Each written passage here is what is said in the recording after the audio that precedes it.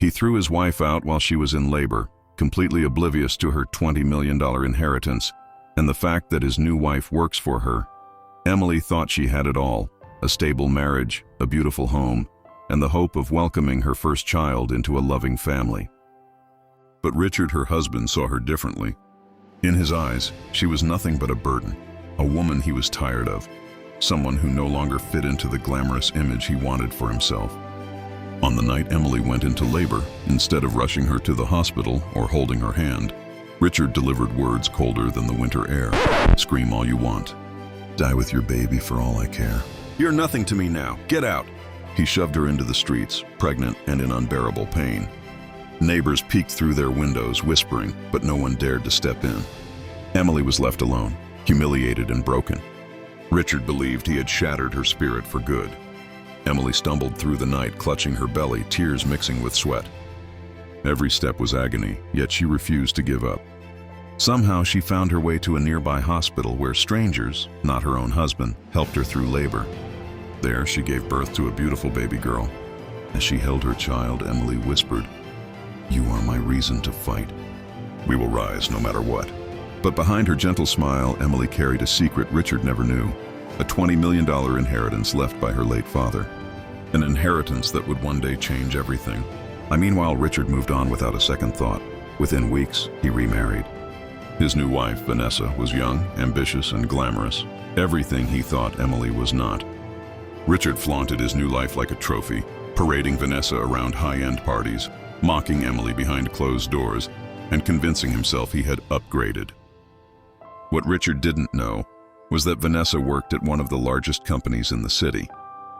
And at the top of that very company was Emily. Months passed. Emily rebuilt her life piece by piece. With her inheritance, she invested wisely, grew her father's business empire, and soon became one of the most influential women in the city. She never forgot the pain Richard caused her, but she also never let it define her. Instead, she transformed it into strength, into determination, into power. Her name, once mocked, now commanded respect. People who once pitied her now admired her. And the man who once called her nothing was about to discover just how wrong he was.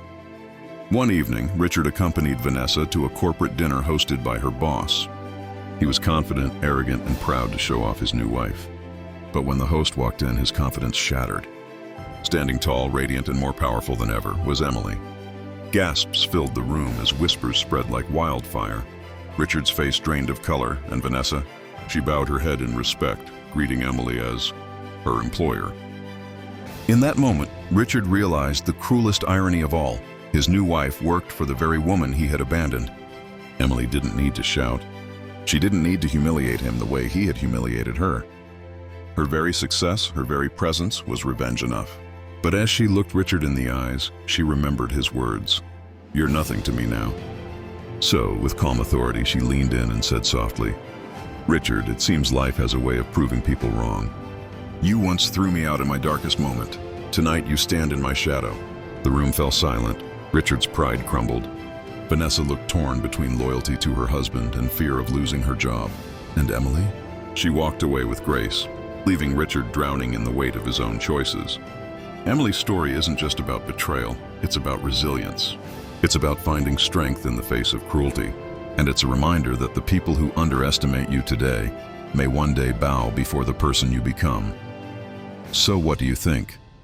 Did Richard get what he deserved? And if you were Emily, would you forgive him? Or let him live with his regret forever?